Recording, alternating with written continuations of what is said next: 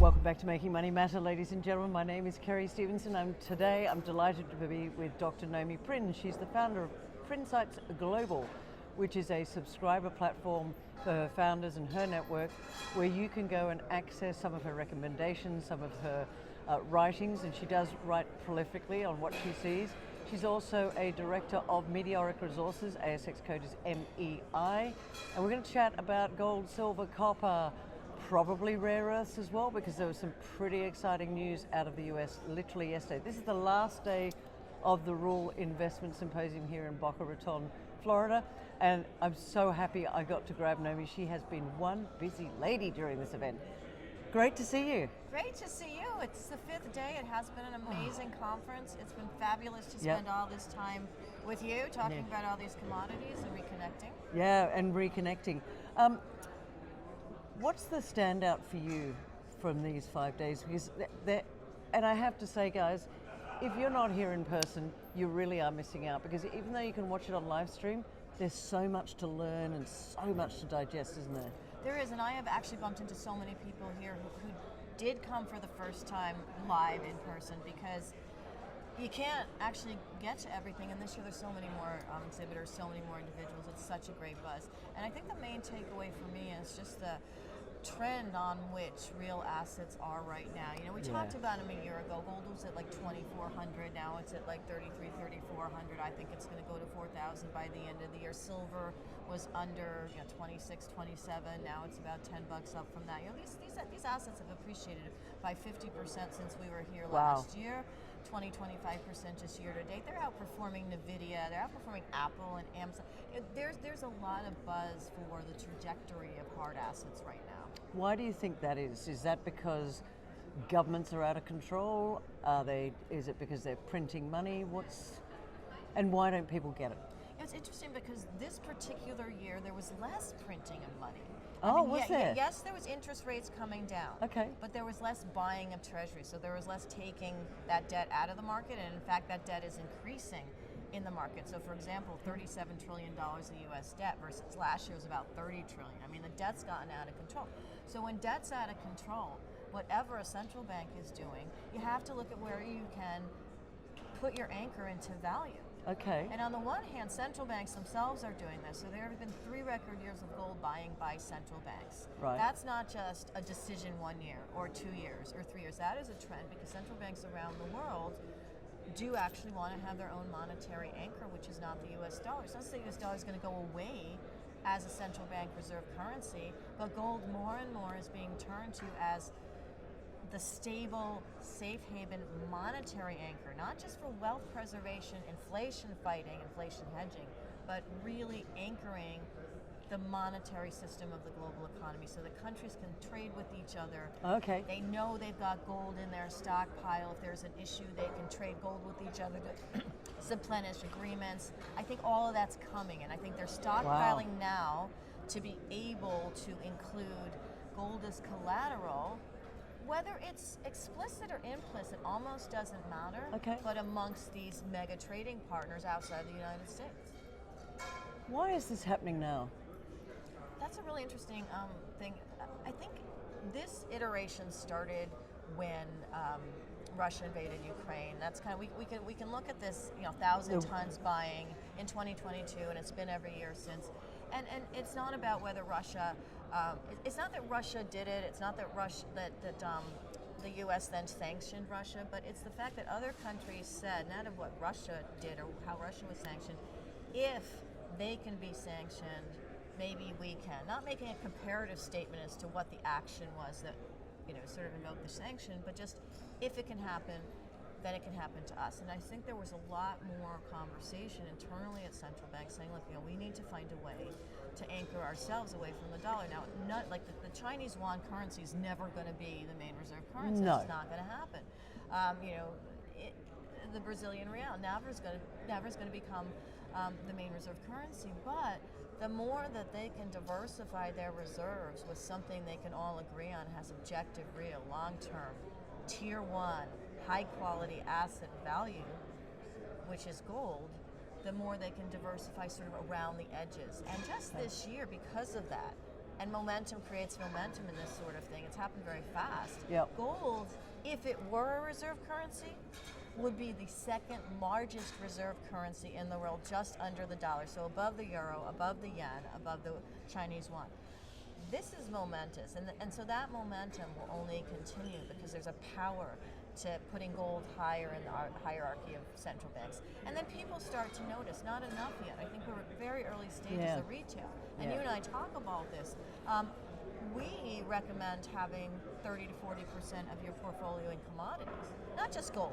Okay, in commodities or generally. Or okay. companies that produce things, utilities, etc. Personally, our model portfolio at Prinsights Gold was 60% in commodities or companies that are related to hard assets, real infrastructure, real energy, real defense, so physical things.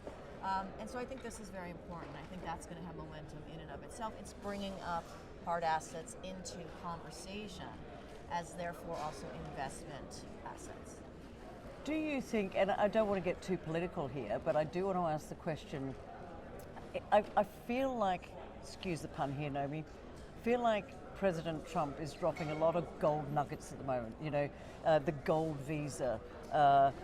It's almost like he's putting it out in plain sight that he's going to be doing something somewhere along the line. Are you getting that sense that he knows more than he's telling us, but he's almost playing with us? Does that make sense? You know, it's interesting, and I don't want to get into sort of any sort of conspiratorial No. theory on any of this, but the United States does own a lot of gold in Fort Knox. It's real. It didn't go away. You know, there's all this like rumor every so often that it's like depleted somewhere.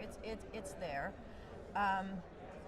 and it could technically be used next to the dollar, the same way China's stockpiling in India is in order to be able to trade with each other. It could be used as an anchor trading vessel as well if the U.S. wanted to go that way. I don't think the Fed wants to go that way, so there's a lot of geopolitics and internal domestic fights that would happen relative to gold being used in that manner for the U.S. But I think it presents optionality to the U.S. If everyone's buying gold, we need to be watching our gold and seeing what role it's playing, not just again from investing on that standpoint, but geopolitically and from a monetary standpoint. So gold's got so many more roles now to play than it's ever had in history, and so much more demand and attention from the power system, which has helped to bring up its price because gold has to be physical. You need it out of the ground, and the more demand for it there is, the more it has to come out of the ground to meet that demand. Yep. Right now, we're not seeing all of the miners, for example, those companies doing some aren't doing as better than gold, and some are not. But the ones that have viable mines and good custodies, with good custody, good jurisdictions, they're going to start to move up with gold. The ones that haven't, and some have, as this demand continues to pull the price out. What last point on gold? What do you say to people that say it's so expensive? Oh, it is not. That's all I have to say. We are last year. You know, we talked about this last year. Gold against around 2,400. I said it was going to go 3,000 by the end of the year. It did. 3,500 middle of the year. It did. I think it's going to 4,000 by the end or turn of this year. As we start to head into getting a new Federal Reserve chairman who's going to be more easy about money, most likely in May 2026, gold's going to get an extra bid from that. I think we're going to see 5,000 by the end of 2026. The gold is not at all too expensive right now. It's cheap. Okay. So there you heard it from Dr. Nomi Prins herself. Look, the other thing I want to mention is silver. A lot of talk around silver. Silver's just touched onto an all-time high as we sit here at the conference, and I know you like silver. I'm so excited about silver really? right now because silver, because of a lot of economic sort of slowdowns that's been happening in the United States and around the world. The United States GDP for the first quarter of the year just came in at a negative 0.5%. So it's a contracting GDP. Wow. And if you adjust global GDPs for global inflation, the world is basically shrinking. I mean, it's slowing not down. a depression, but growth is definitely slowing down. So as a result of that happening, I think silver had been kind of not able to really move up relative to gold. It didn't have all that central bank story. And it had to deal with sort of the headwinds of, well, if the economies fall, you're not going to do as much industrial production, you're not going to need as much silver, etc. So there was a bit of a story around silver, around the narrative of silver, I think kept it down. I think silver has shed that story. What we're seeing this year to date, is silver's actually outperformed gold year to date. Both gold and silver have outperformed Nvidia and Amazon and Apple, all this sort of like darling tech stocks. And there is demand for silver that is coming from long-term strategic industrial policy from China, from India, who's basically converting their energy system, and it's very big, and there's a lot of people, to solar, needing solar panels, to all of this unfortunate drones flying and war and destruction requiring rebuilding. And that rebuilding from an industrial standpoint needs silver, because silver can basically withstand very, very high heat. It's a very good solid industrial metal.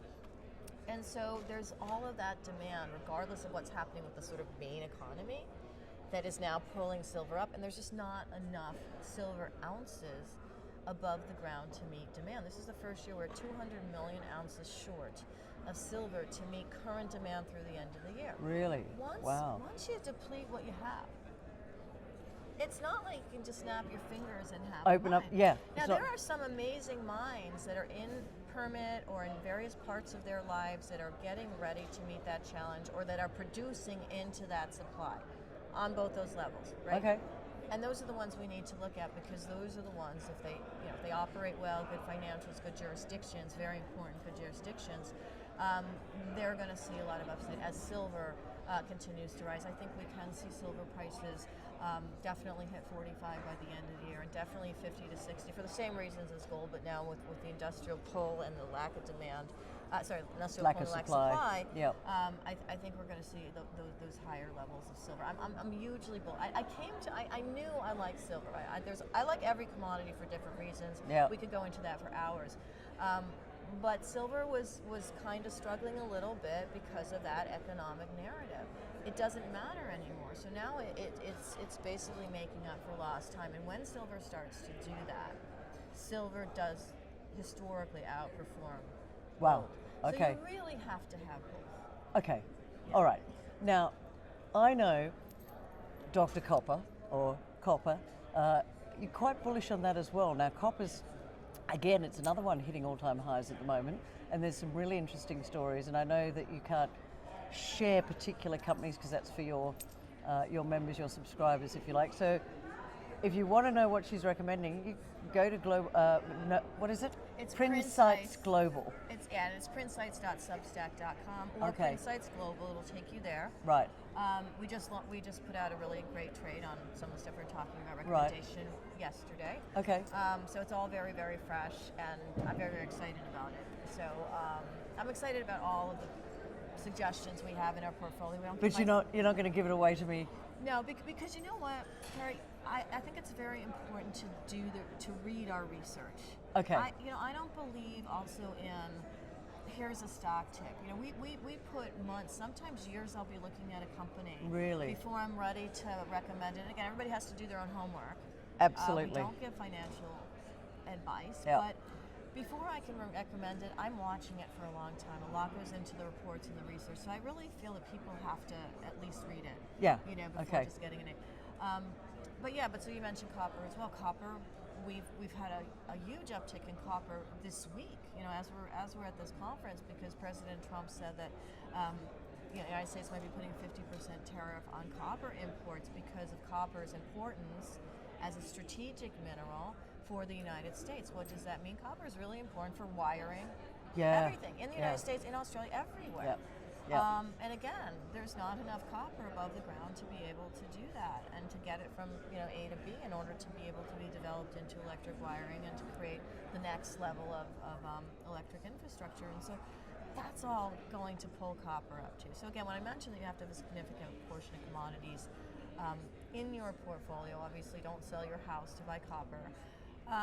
But it's really important, I think, to be involved in all of these very demanded, undersupplied assets. Do you think it feels to me like commodities in general have been a little bit unloved, especially on the equity side, for quite some time? Yeah.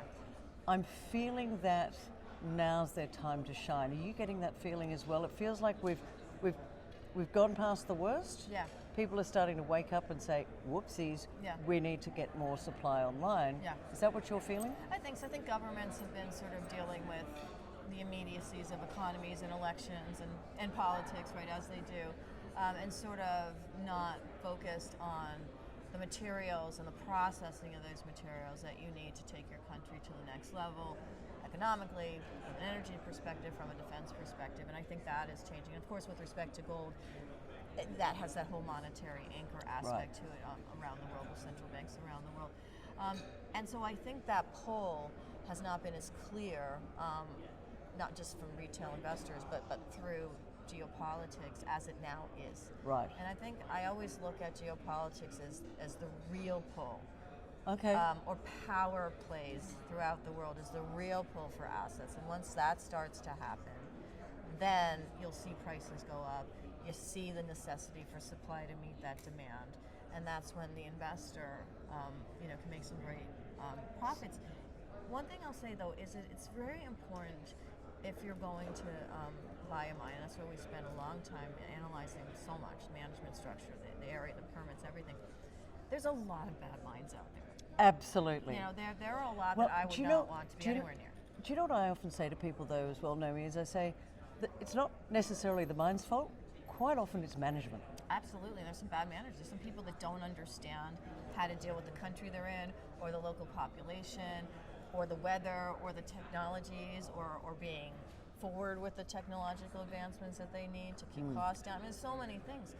And you need a management team with like decades of experience that has gone through every problem that can possibly happen and won't necessarily anticipate another one, but there's a lot of risks to mining in general. Yeah. And you want a seasoned team that will not just roll with it, but thrive past it. And so it's really important to pick the right mining management, the right mining company, the right asset, the right jurisdiction, and you can make a ton of money doing that, but you have to do the homework and you have to pay attention.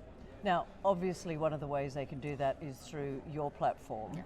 But I want you to let our audience out there know, let's go with 3 things that you think, and I know you've mentioned management and all that sort of, but let's, if you like, wrap it up in a bow and give them some real, if you like, some Prinsights. Yes.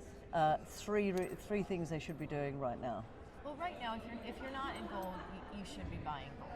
If you're not in silver, you should be buying silver. And if you're not in copper, you should be buying copper.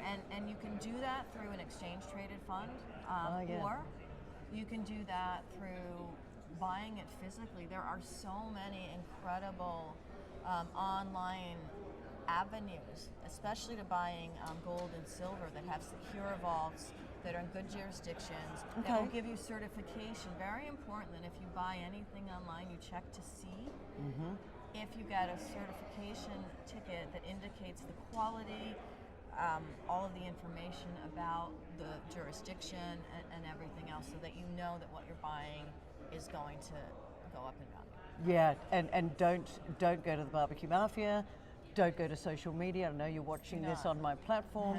But what I want you to do is, and as Nomi said just before, do your research. It is so important. Yes. Dr. Nomi Prins, it's always such a pleasure to have you on the channel. I hope you come back again soon and have a chat with us. And you know what? Before we know it, we'll be back here at the Boca Raton Resort next year. It goes fast. It does indeed. Thank you.